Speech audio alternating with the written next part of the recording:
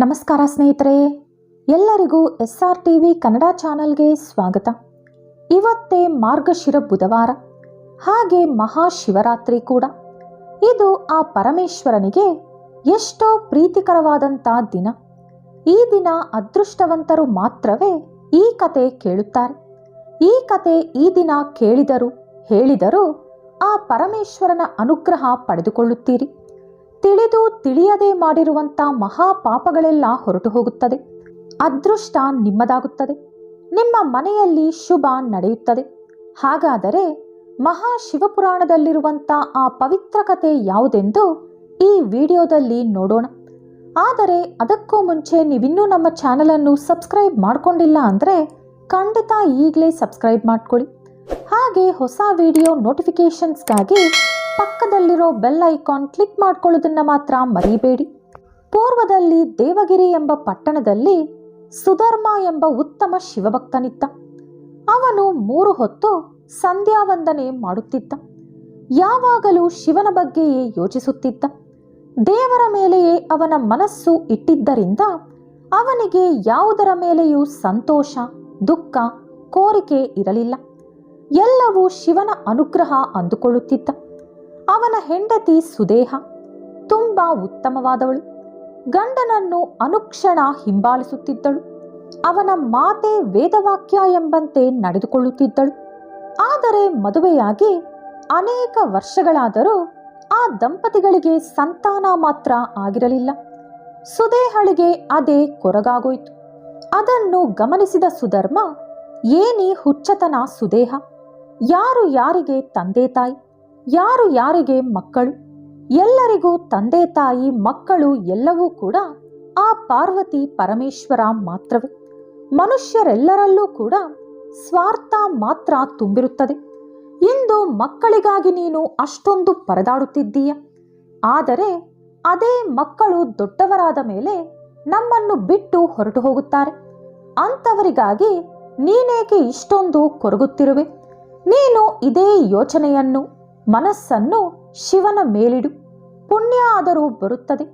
ಈ ಮಕ್ಕಳು, ಸಂಸಾರ ಎಲ್ಲವೂ ಕೂಡ ನಮ್ಮನ್ನು ಮುಕ್ತಿಯಿಂದ ದೂರ ಮಾಡುವ ಬಂಧಗಳು. ಹಾಗಾಗಿ ನೀನು ಇದೆಲ್ಲ ಬಿಟ್ಟು ಶಿವನ ಬಗ್ಗೆ ಮಾತ್ರ ಯೋಚಿಸು ಎಂದು ಹೆಂಡತಿಗೆ ಹೇಳಿದ. ಅದು ಸರಿನೇ ಎಂದು ಸುದೇಹ ಕೂಡ ಸುಮ್ಮನಾದಳು. ಒಂದು ದಿನ ಸುದೇಹ ಪಕ್ಕದ ಮನೆಗೆ ಹೋದಳು. ಅಲ್ಲಿ ಹೆಂಗಸರ ಮಧ್ಯೆ ಏನೋ ಮಾತುಕತೆ ಶುರುವಾಯಿತು. ಸುದೇಹ ಅವಳಿಗೆ ಬುದ್ಧಿ ಹೇಳಿದಳು. ಆಗ ಆ ಮಹಿಳೆ, ನಿನಗೊಂದು ಮಗು ಕೂಡ ಇಲ್ಲ, ನನಗೆ ಬುದ್ಧಿ ಹೇಳೋಕೆ ನಿನಗಿರುವಂಥ ಯೋಗ್ಯತೆ ಏನು?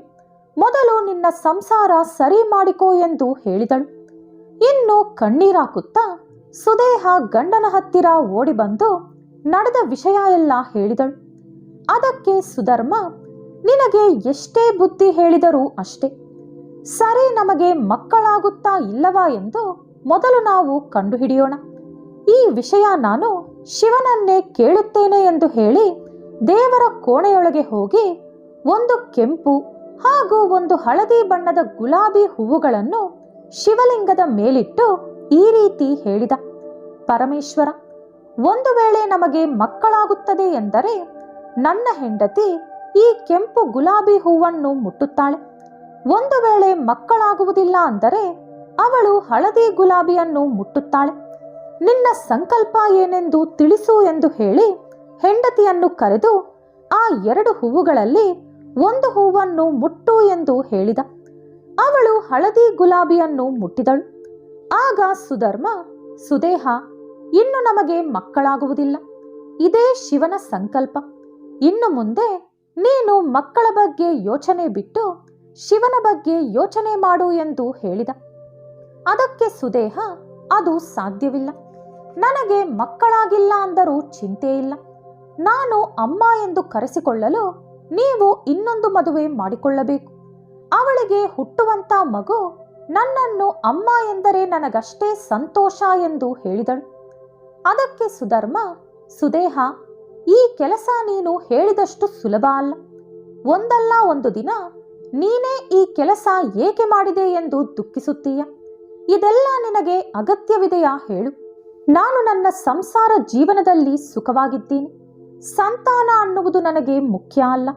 ಹಾಗಾಗಿ ನಾನು ಇನ್ನೊಂದು ಮದುವೆ ಆಗಲಾರೆ ಎಂದು ಹೇಳಿದ. ಅದಕ್ಕೆ ಸುದೇಹ, ನೀವು ಮದುವೆ ಆಗುವುದಿಲ್ಲ ಅಂದರೆ ನಾನೀಗಲೇ ಸತ್ತು ಹೋಗುತ್ತೇನೆ ಎಂದು ಹಠ ಹಿಡಿದಳು. ಇನ್ನು ಬೇರೆ ವಿಧಿ ಇಲ್ಲದೆ ಸರಿ ಎಂದ ಸುಧರ್ಮ. ಸುದೇಹ ಅವಳ ತಂಗಿಯನ್ನೇ ತಂದು ಮದುವೆ ಮಾಡಿಸಿದಳು. ಅವಳ ಹೆಸರು ಕೃಷ್ಣ. ಎಲ್ಲವೂ ಚೆನ್ನಾಗಿಯೇ ನಡೆಯುತ್ತಿತ್ತು. ಕೃಷ್ಣ ಎಲ್ಲ ಚಿಕ್ಕ ಪುಟ್ಟ ವಿಷಯ ಕೂಡ ಸುದೇಹಳನ್ನು ಕೇಳಿಯೇ ಮಾಡುತ್ತಿದ್ದಳು. ಸುಧರ್ಮ ಕೂಡ ಮೊದಲ ಆದ್ಯತೆ ಸುದೇಹಳಿಗೆ ಕೊಡುತ್ತಿದ್ದ. ಕೃಷ್ಣ ಪ್ರತಿದಿನ 101 ಶಿವಲಿಂಗಗಳಿಗೆ ಅರ್ಚನೆ ಮಾಡಿ ಅದನ್ನು ಒಂದು ಸರೋವರದೊಳಗೆ ಬಿಡುತ್ತಿದ್ದಳು. 3 ವರ್ಷ ಇದೇ ರೀತಿ ಮಾಡಿದಳು. 1,00,000ಕ್ಕೂ ಹೆಚ್ಚು ಶಿವಲಿಂಗಗಳಿಗೆ ಕೃಷ್ಣ ಅರ್ಚನೆ ಮಾಡಿದಳು. ಆ ಪುಣ್ಯದಿಂದ ಅವಳು ಗರ್ಭವತಿಯಾದಳು. ಒಂದು ಮುದ್ದಾದ ಗಂಡು ಮಗು ಜನಿಸಿದ. ಎಲ್ಲರೂ ಸಂತೋಷವಾಗಿದ್ದರು. ಆ ಮಗು ಬೆಳೆದು ಯೌವನಕ್ಕೆ ಕಾಲಿಟ್ಟ. ಅವನಿಗೆ ಸುಂದರವಾದ ಕನ್ಯೆಯನ್ನು ತಂದು ಮದುವೆ ಕೂಡ ಮಾಡಿದರು. ಇಲ್ಲಾದರೆ ಸುದೇಹ ಹೇಳಿದ್ದೇ ನಡೆಯುತ್ತಿತ್ತು. ಆದರೆ ಆ ಹೆಣ್ಣಿನ ಕಡೆಯವರು ಮಾತ್ರ ಸುದೇಹಳನ್ನು ಸ್ವಲ್ಪವೂ ಗೌರವಿಸುತ್ತಿರಲಿಲ್ಲ. ಅವಳನ್ನು ಲೆಕ್ಕಕ್ಕೆ ತೆಗೆದುಕೊಳ್ಳುತ್ತಿರಲಿಲ್ಲ. ಸ್ವಲ್ಪ ಬೆಲೆ ಕೂಡ ಕೊಡುತ್ತಿರಲಿಲ್ಲ.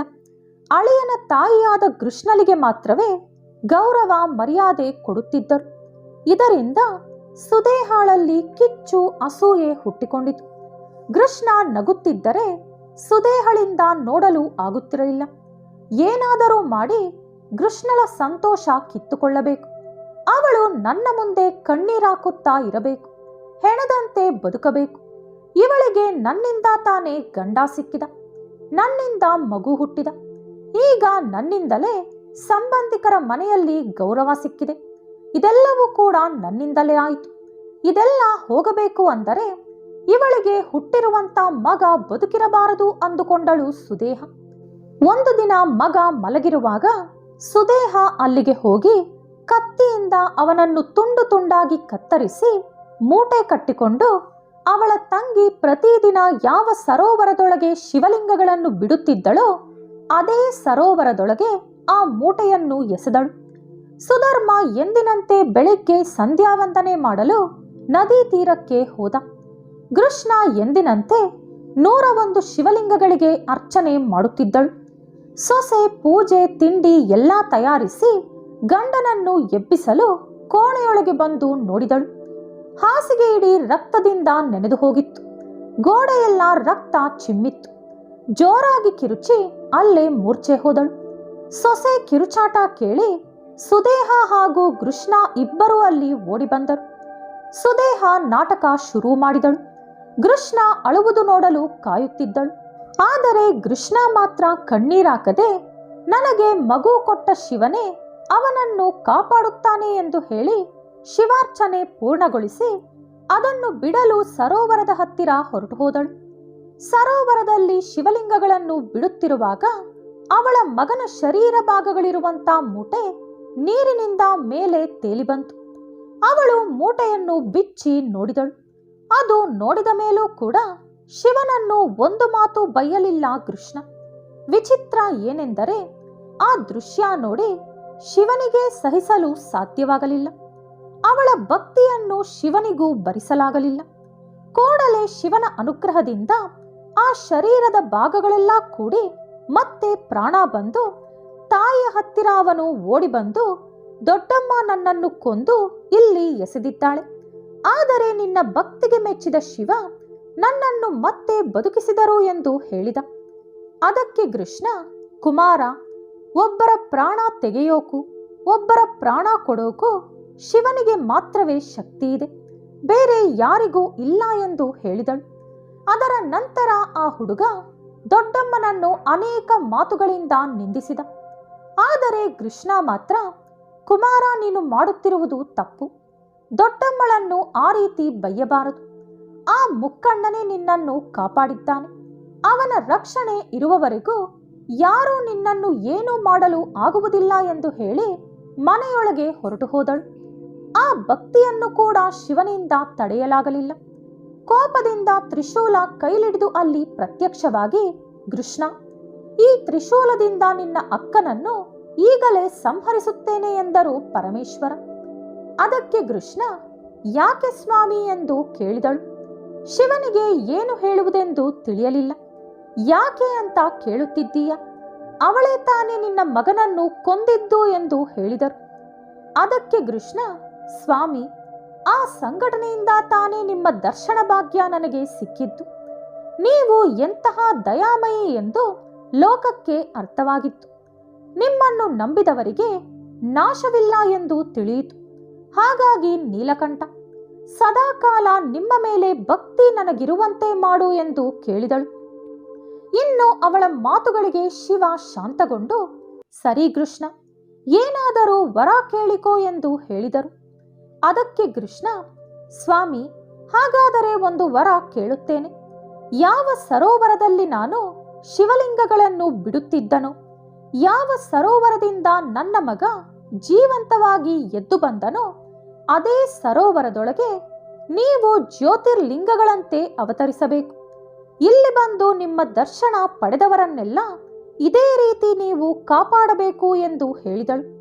ಆಗ ಶಿವ, ಸರಿ, ಅದೇ ಸ್ಥಳದಲ್ಲಿ ನಾನು ಕೃಷ್ಣೇಶ್ವರ ಎಂಬ ಹೆಸರಿನಿಂದ ನೆಲೆಸುತ್ತೇನೆ. ಇಲ್ಲಿ ಬಂದ ಪ್ರತಿಯೊಬ್ಬರೂ ನಿನ್ನ ಕತೆ ಕೇಳಬೇಕು. ನಿನ್ನನ್ನು ಪ್ರಾರ್ಥಿಸಿದ ನಂತರ ಮಾತ್ರವೇ ನನ್ನನ್ನು ಪೂಜಿಸಬೇಕು. ಇನ್ನು 101 ತಲೆಮಾರುಗಳವರೆಗೂ ನಿನ್ನ ವಂಶದಲ್ಲಿ ಶಿವಭಕ್ತರು ಜನಿಸುತ್ತಾರೆ. ಹಾಗೆ ನಿನ್ನ ಅಕ್ಕನಿಗೂ ಕೂಡ ನಾನು ಸದ್ಗುಣವನ್ನು ಅನುಗ್ರಹಿಸುತ್ತೇನೆ ಎಂದು ಹೇಳಿ ಮಾಯವಾದರು. ನೋಡಿದ್ರಲ್ಲ ಸ್ನೇಹಿತರೆ, ಶಿವನನ್ನು ನಂಬಿದವರಿಗೆ ಎಂದೂ ಮೋಸ ನಡೆಯುವುದಿಲ್ಲ. ಈ ವಿಡಿಯೋ ನಿಮಗಿಷ್ಟವಾದಲ್ಲಿ ಲೈಕ್ ಹಾಗೂ ಶೇರ್ ಮಾಡಿ. ಇಂತಹ ಹೆಚ್ಚಿನ ಪೌರಾಣಿಕ ವಿಡಿಯೋಗಳಿಗಾಗಿ ತಪ್ಪದೇ ನಮ್ಮ ಚಾನೆಲನ್ನು ಸಬ್ಸ್ಕ್ರೈಬ್ ಮಾಡಿಕೊಳ್ಳಿ. ಮತ್ತೊಂದು ಕುತೂಹಲಕಾರಿ ಮಾಹಿತಿಯೊಂದಿಗೆ ಪುನಃ ಭೇಟಿಯಾಗೋಣ. ಧನ್ಯವಾದಗಳು.